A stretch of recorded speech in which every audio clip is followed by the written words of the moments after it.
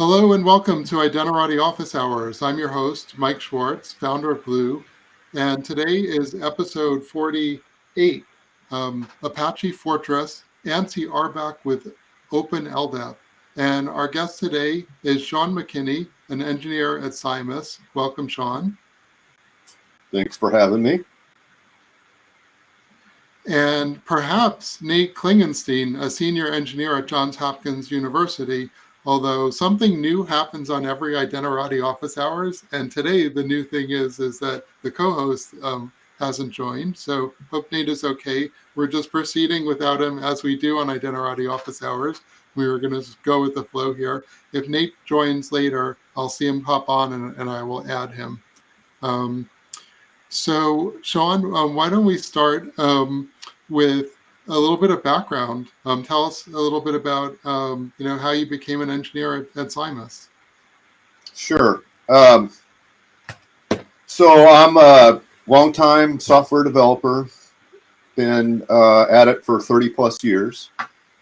And somewhere along my career, probably about 7 years in, I started working very large financial services company, and was assigned to their architecture team, and so I was working on a problem, and it was 25 years ago.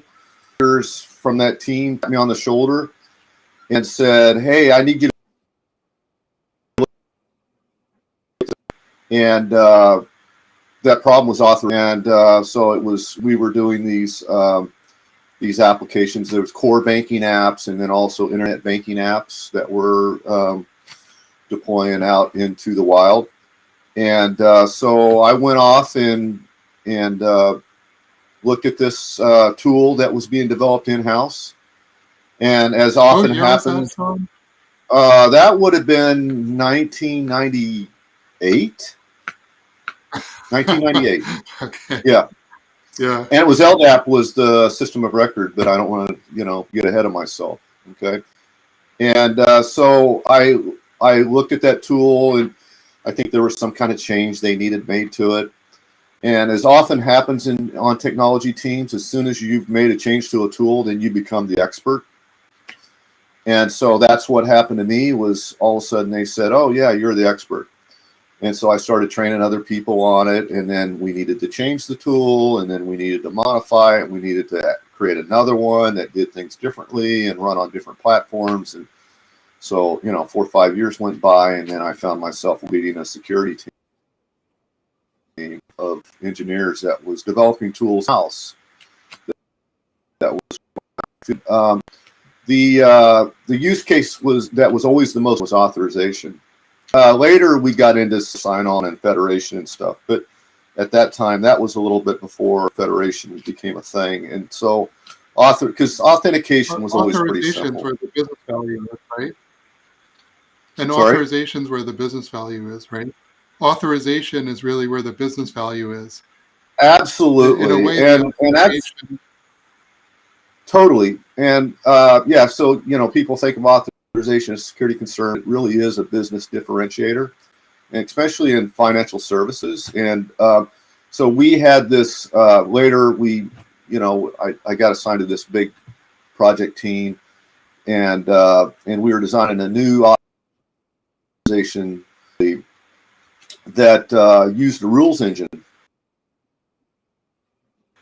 to settings, customer parameters, preferences, I guess, for notifications and things like that. And so yeah, that was an early version of an attribute-based access control system, and that was before 2000. So yeah, worked in that space, and then somewhere along the line, I just want to for a second, Sean. There, mm-hmm. You mentioned the rules engines in some of these platforms. I remember JBoss had what they call drools, dynamic rules engine, and right, I had almost completely forgotten about. But sometimes, like a seam or a spring might also have some type of rules engine component sort of built into it. and probably still do today. We But yeah, used thank you for iLog, reminding which me was about one that. of the innovators. But yeah, it was. I the Rete algorithm was the was the buzzword, Rete algorithm, and I'm pretty sure that that's probably now a commodity. But yeah, so as time evolved, we needed to come up with a system that could be shared across the company. And we were a company of 40,000 employees, and I don't know how many thousands of projects we had going on. And so we again and again and again we had these teams building their own authorization homegrown solutions that then were suboptimal. So we started building common solutions. And so right around Y2K, we started doing some research into what was the best way to do a common solution that could then be shared across the company. And we found the role-based access control model, which was an NIST standard, which I know you're familiar with, and probably most of your listeners are as well. And that was before it became a standard by ANSI. Sorry? I said I heard But of it it. was so eventually that model became a standard, and so we settled on that model for our design of our common security system. And long story short, we built it. It rolled out to many different places, many different projects, and it always worked. We never had any really caveats to it. It scaled well. We started using a directory as the back end, although we've also tailored it to use relational databases. It doesn't, the role RBAC doesn't care what the data stored as, what the shape of the data is necessarily. And so, yeah, that was how I sort of got into the space. And so 10 years into that, I left and I started you called Fortress, Joshua Tree Fortress.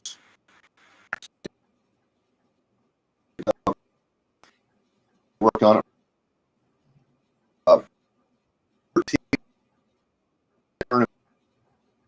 Bought us, and not long after, I donated to the Apache project. Yeah, so you broke up a little bit there, although I'm not sure if it was just me or for everybody, but what I heard was you were sort of segueing into starting the Apache Fortress project. Maybe you could tell us a little bit more about that. How did, um, or what's the goal of the Fortress project, and why is it valuable to enterprises? Why are enterprises still using it today? Oh no, we lost. Um, Today is a first. Okay, Nate. Nate, welcome to the Yes, to hello. the live stream. How are you? I'm doing very well, thank you. Well, we'll just It, go ahead and do this without a headset. so we're live on the air. It's funny, something new always happens on Identity Office Hours with regards to the guests. Normally I have 3 guests, and that way one is always connected. But actually, for 1 second there, I was left as the only one, which makes it kind of hard to have a conversation. I hope you But we're ad-libbed all well. here.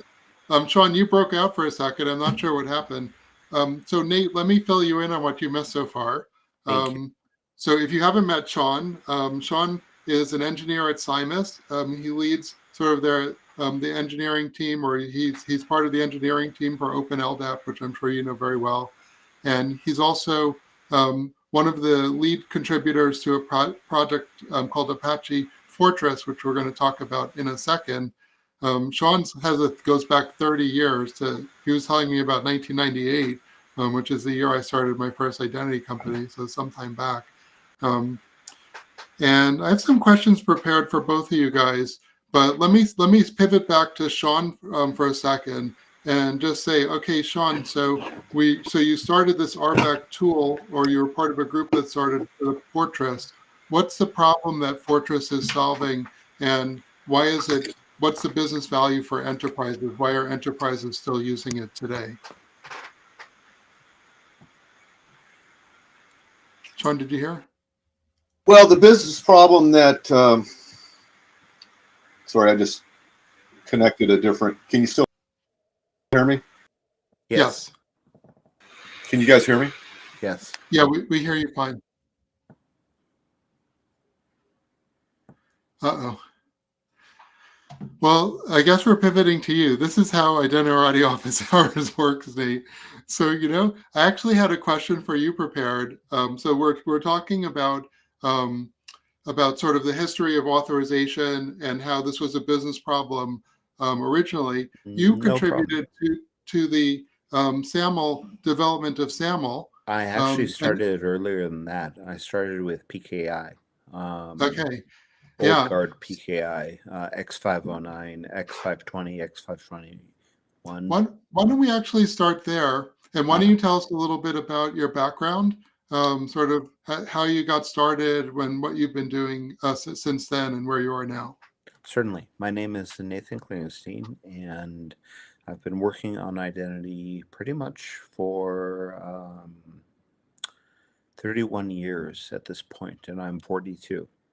I started with PKI and the halcyon days when we thought we could give everyone a permanent identifier and have it usable everywhere, and a complete chain of authority leading up to a main source of truth, an oracle in the sky.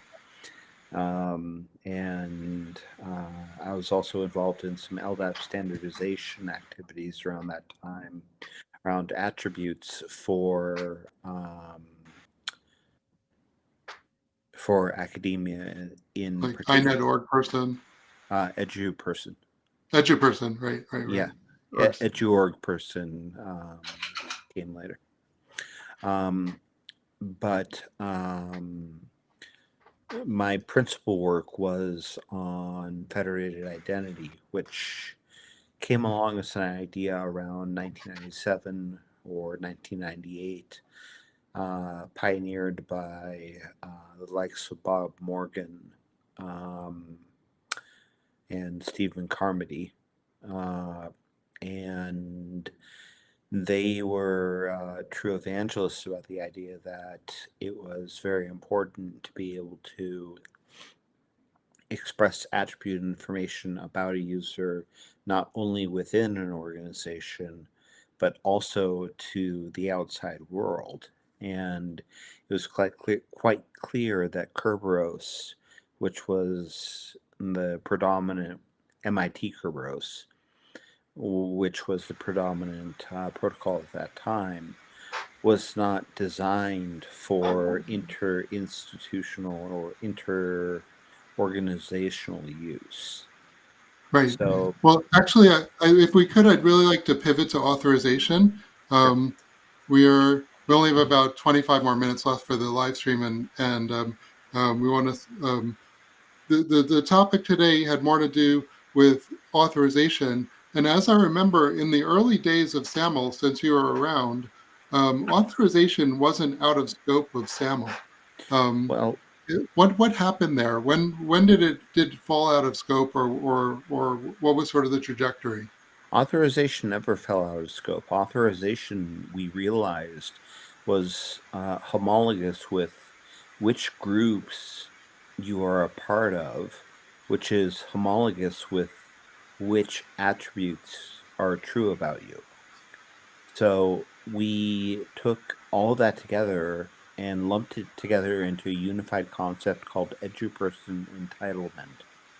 And that was simply meant to be a string representation of membership in a group or a set of people who were authorized to use a particular resource.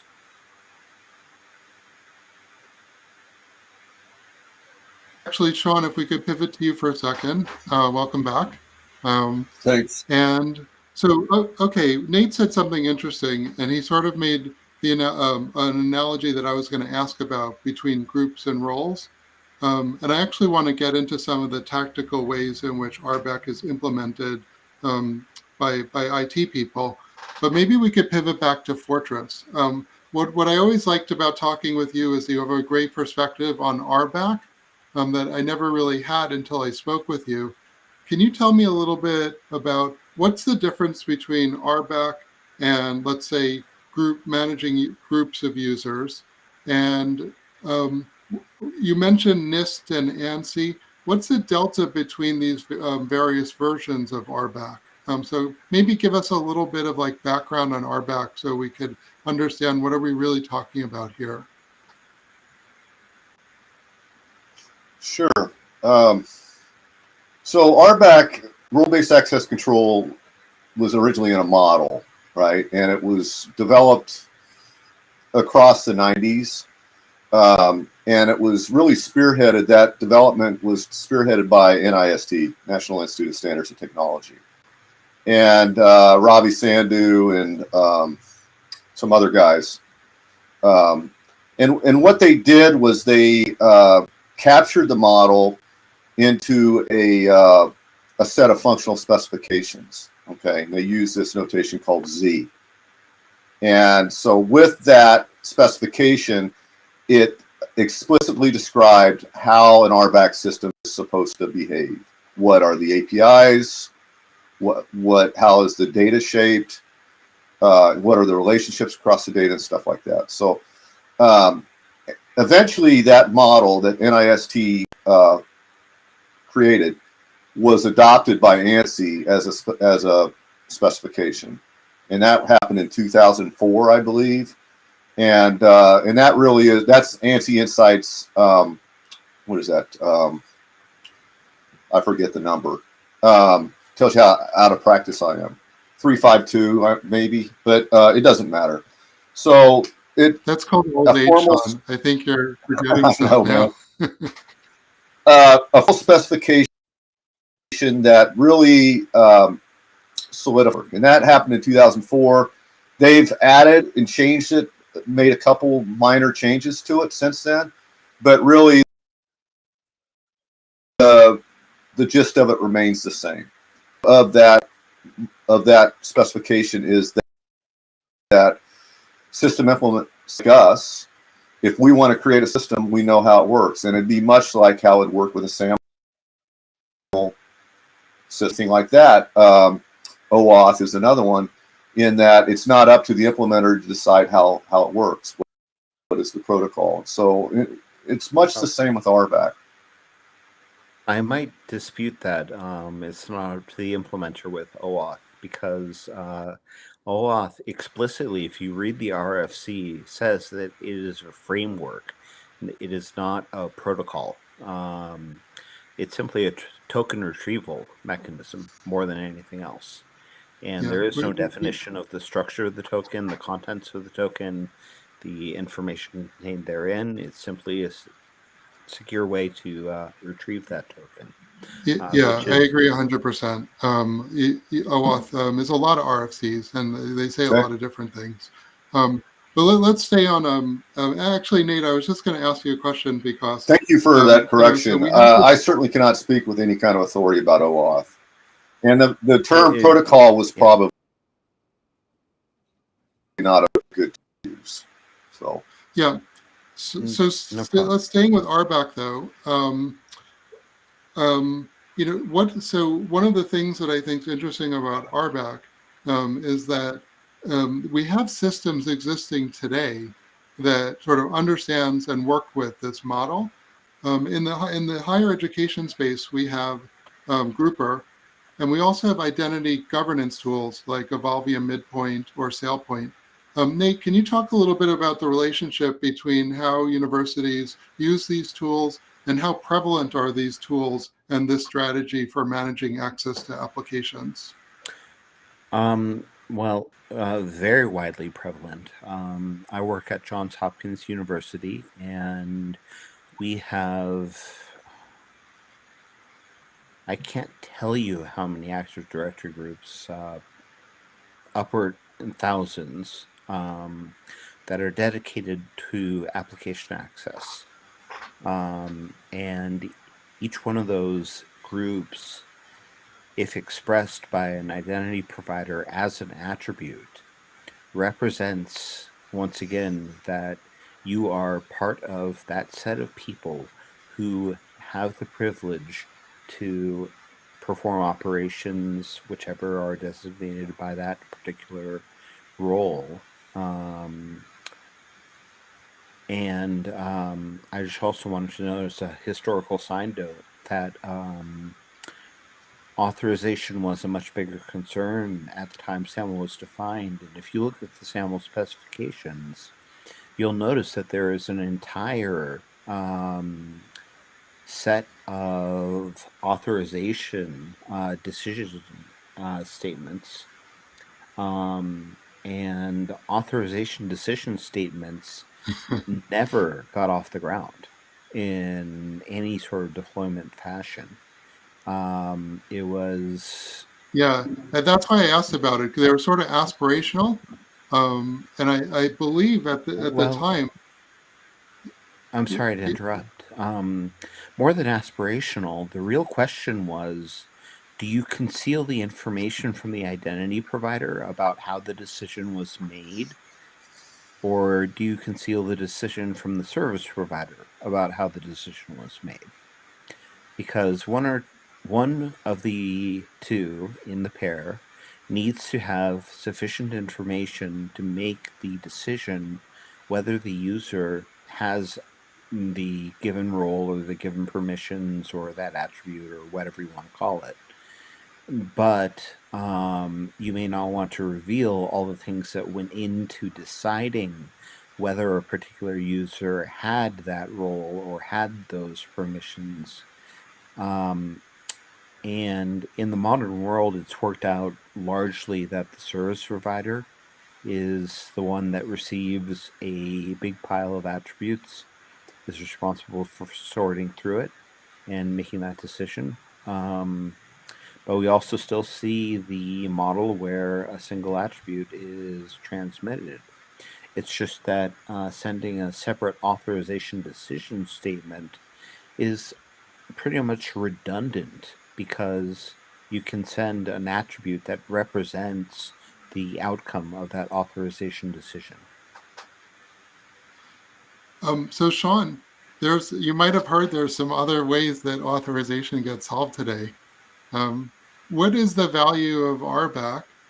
Why is it still used? And why is RBAC still important? It's a great question. And I'm not absolutely sure that my experience is going to give the that I'd be the final word. I'd say, because I've been out of practice for at least 5 years. I will say this: when I started back in whatever year that was, and in the years since, the conditions that that existed then aren't really that different than how they are now. Back then, we called it dynamic authorization. And we were talking about the rules engines and things like that. So this concern has been floating around in the industry for a very long time, longer than I've been in it.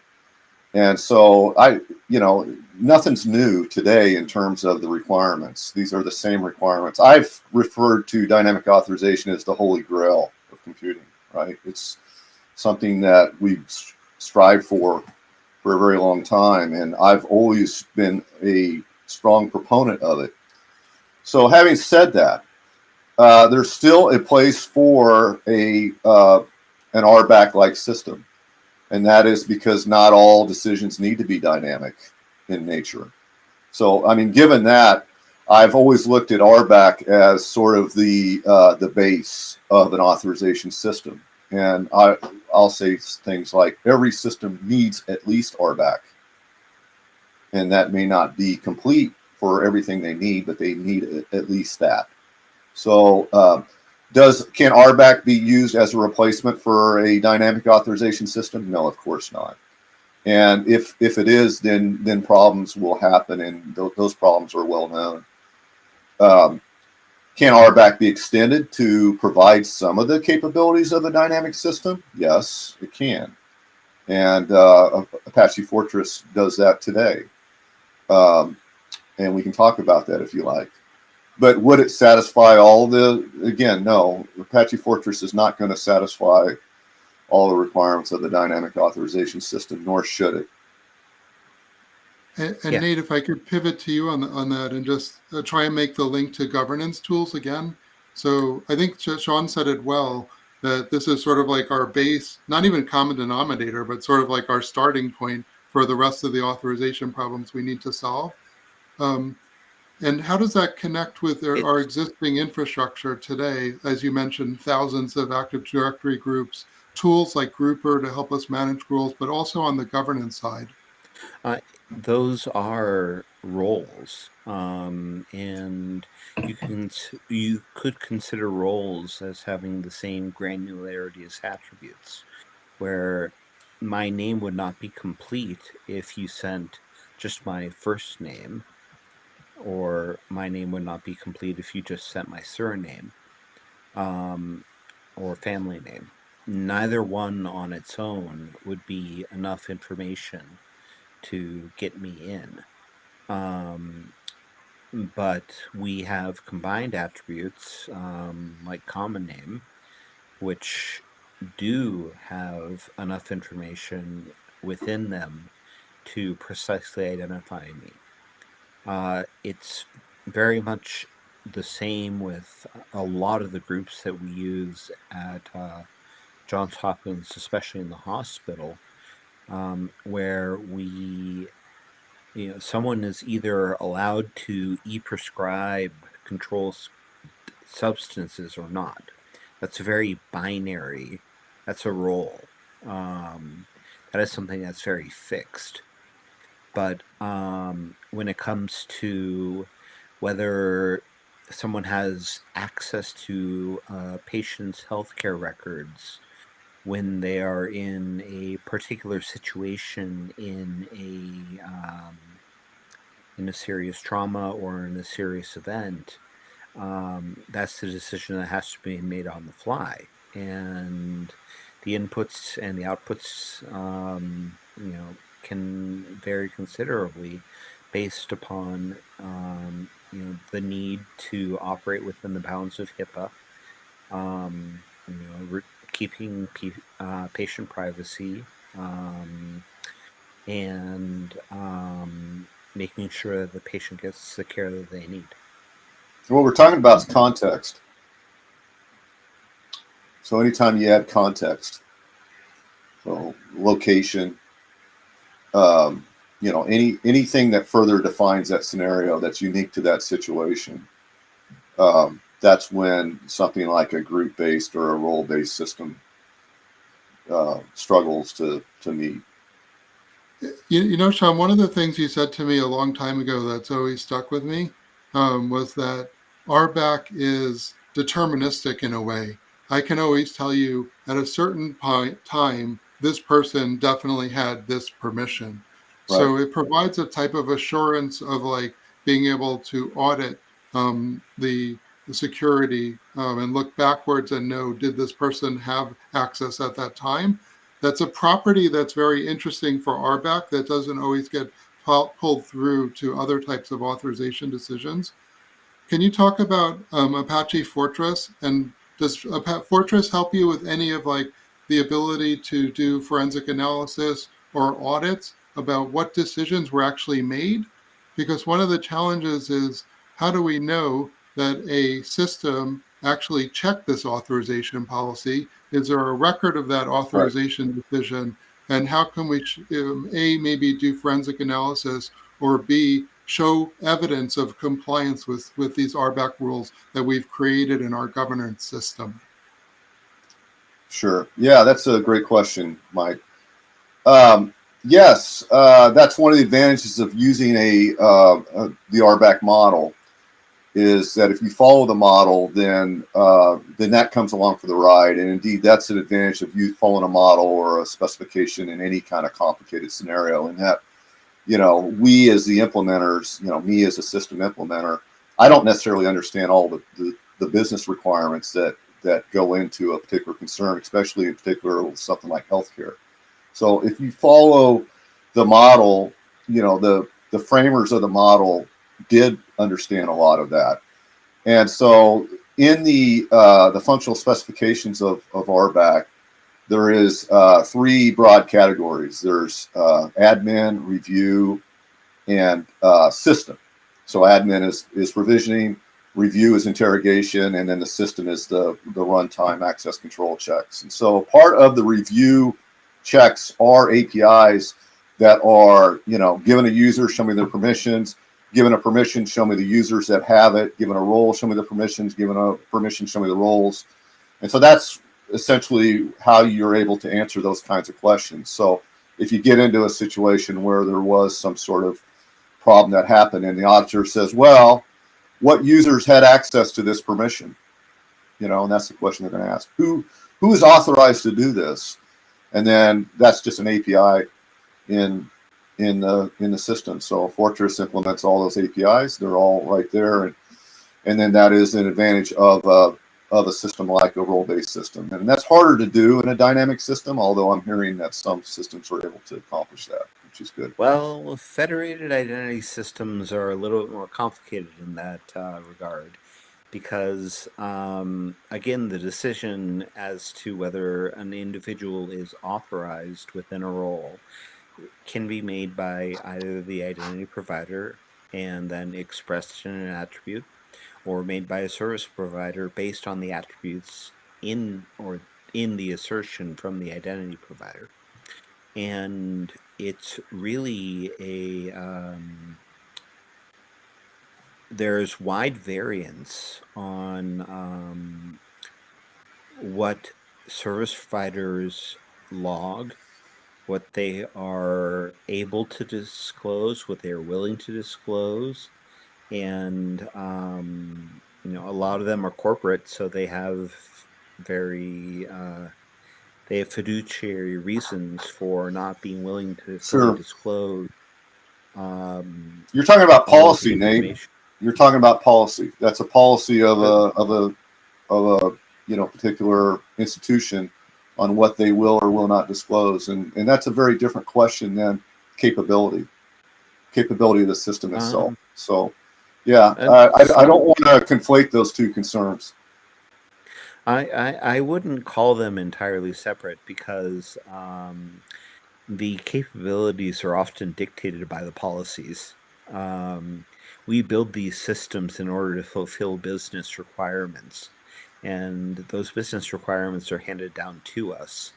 The capabilities of the systems, in turn, are sometimes limited because they did not need to meet policy requirements. And yeah, but we're talking about in this case, the question was about a role-based access control system, okay, and then one that follows the model. That was what Mike asked. And so yeah, there's many ways to build a system, and those requirements go into it. But if you built a system that is a role-based access control system, it's capable of doing what we're talking about, period, regardless of the policy. Now, that doesn't mean that an institution will allow that information to be used, but it's there.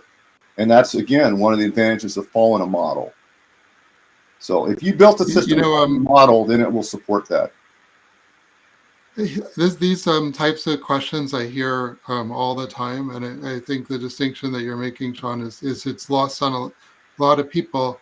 We have this history of web access management being centralized, and that that the authorization and the identity system were one unit in tools like SiteMinder or Oracle Identity Manager. The historical tools, these two processes were always the same. And now they're broken apart, where we want to have one process for defining policies, and then we want to have another process for identifying people and workloads, or people and software. And they're two distinct silos of infrastructure. But definitely, we're seeing that there's a trend towards externalizing policies. And then of course the question is like, what do those policies look like? Are they RBAC policies, or ABAC policies, or RBAC policies, or CBAC policies, or however you want to do it? But I think everybody agrees today that we do need to externalize policies. They just don't agree on how and when to use which types of solutions for which types of problems. But I want to actually flick back to Nate for a second and ask, Nate, what do you think are the biggest authorization challenges sort of coming from, a large institution what are the things, you have systems that sort of work today for creating Active Directory groups. Where is that collapsing under its own weight in certain cases? And what are the new authorization challenges that you see facing your institution? I wish that it were collapsing under its own weight, but Microsoft has done a fairly good job of making Active Directory scale up to almost arbitrary size. Aren't they The pushing you to move to the cloud? They're pushing us in all sorts of directions, and we have very little control at this point. Once Yeah, it you seems like Active Directory servers are sort of like, at what point are they going to end of life like Active Directory LDAP? uh, let's not even talk about that. Let's. Blah, I hope blah, blah, I hope blah. I hope I live a long time, and I hope I live to never see the day. But to return to your other two questions about the policy challenges that we're facing, could you give me a quick refresher? Sure, sure. Like, what are the other than managing groups, which is sort of working today, you manage groups and give access to Right. applications. What are what's the delta? What are there some new challenges around authorization that are unsolved? And are you facing any scalability challenges around RBAC? It's dynamic authorization. That is definitely um, our biggest challenge. When we have a base set of information about an individual, there are a lot of other variables that actually go into the decision. Like, is the individual on an operating table? And integrating all of these various factors, someone can have the role that they are a surgeon and they're able to access medical records, but they may not have any relationship with a particular patient. Trying to integrate all of those needs and all of those rules into a singular policy decision that results in either a grant of access to those records or not is one of the primary challenges that we are facing. Um, Another challenge that I'd say we're facing is a proliferation of attribute-based access control. We have a plenty of duplicates out there.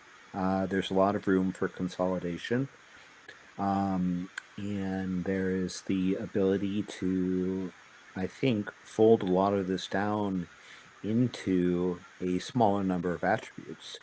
If you look at the number of attributes that we are able to release from our identity provider, it's on the order of hundreds to nearly 1,000. You have And nearly 1,000 person attributes, like Zoho admin access A. correct, yes. So it's sort of And like role explosion in a way. it It's it become attribute is it explosion. is. And if there had been a more concrete standardization of roles earlier on, that would have been absolutely fantastic, and that would have allowed us to consolidate this down into a set of roles like application administrator or owner, um, rather than each entity being really freely able to create, describe, and define their own roles. Um, the the associated downside with that, of course, is that the organization does not have the flexibility to define roles down to their preferred level of granularity Hmm. or to their preferred level of specificity. Um, but I think that is a bridge that could have been crossed and or patched over in one form or another, where there is a base role, administrator, and then there may be additional roles tacked onto that. Right. So more flexibility in defining roles. Thank you for And sharing that. We're actually running down on time, so we only have time for like sort of one more topic before I go to last thoughts. Um, and I've been preparing this question because Sean, you're an LDAP guru, and Fortress is backed by LDAP. Um, and I would just love as sort of if you had some last thoughts on what are the advantages of basing an RBAC system on a tree-based, or dare I say graph-based backend. Like how does the LDAP data structure itself help you build a performant RBAC system? Yeah, it's a good question. And I'm basing this answer on having implemented role-based access control systems on both relational and hierarchical backends. So I've rolled into production with both. And yeah, I mean, my opinion is that that RBAC has an affinity for a hierarchical model. If you look at the user role and permission structures, they are hierarchical. A permission is for example, is a mapping between an object and an operation. Roles fit into hierarchy. Such a thing as a role that's part of the model is a hierarchical roles. And so, in that way, it has an affinity. RBAC has an affinity for a hierarchy. And then there are, I think, advantages from a system perspective. For example, and let's just talk about hierarchy versus relational. I don't know much about graph databases, and I've never used one, or NoSQL databases, but I know that, say, with RBAC in a hierarchical data model, things like multi-value attributes are much more efficient than what it would be in a relational database, where you have to have a table. Anytime you have multi-value, you end up with a table. And so, it's the pain of our existence at Glue. I can't tell you how many times we have that conversation. And then you have to join them. Or the root cause of a problem is multi-value attributes. Multi-value attributes, yeah. And then, so it's going to be more efficient when you turn, if you look like at Fortress, and it's how many searches does it take to retrieve an answer to that question, And so for a permission check in Fortress, it's one read, and so there's nothing faster in LDAP than a single read of an indexed entry, So it's highly efficient for that. So that's an advantage. And then the fact that searches are very efficient in a hierarchical database, when you talk about indexing and how fast it is to retrieve something. And then if that entry is naturally, if everything's there, you don't have to join. So, back in the day when I think we cared about things like performance, I don't know that we do anymore. Everything's in the cloud. Oh, let's just, add another node to the cluster, who cares, right? But at one time that was important. And certainly any benchmarks that I've done, you're looking at orders of magnitude difference on operations from one to the other. Yeah, that's a fascinating observation that and maybe today we forget about optimizing a single machine and just want to throw more compute and more energy at the problem to get the same almost unheard of, isn't it? Something new always happens in Identity office hours. This is another fun episode. Nate, we do last thoughts. Last thoughts on yes, authorization and security, and then I'll let I Sean have the final words. I have two last thoughts. The first is that I couldn't agree more with Sean that role-based access control works much better in hierarchical environments than it does in environments where you have to acquire information from a variety of sources before you can make a decision. It is tailor suited to that use case. And my second final point is totally orthogonal. I think it's honestly kind of sad that identity stopped at this point, because at this point, my organization or my Johns Hopkins is able to say with authority what my legal name is. It's not the U.S. government that is saying that. It is not the ultimate source of the information. It's not the ultimate authority. And I think that there was a window of opportunity that has probably long eclipsed in the world of attributes, authentication, and so forth, where you could have gone to the true authoritative source for membership information, for personal information, and retrieved it from there, passed it on in a coherent bundle along with information from other identity sources. But I have yet to see an implementation that takes identity information from multiple sources, actually with one exception, and makes an access control decision based upon that. Yeah. And with that, I Well, turn it over to. Oh, go ahead. yeah, and so that's a good segue actually to me announcing making a plug for the next episode.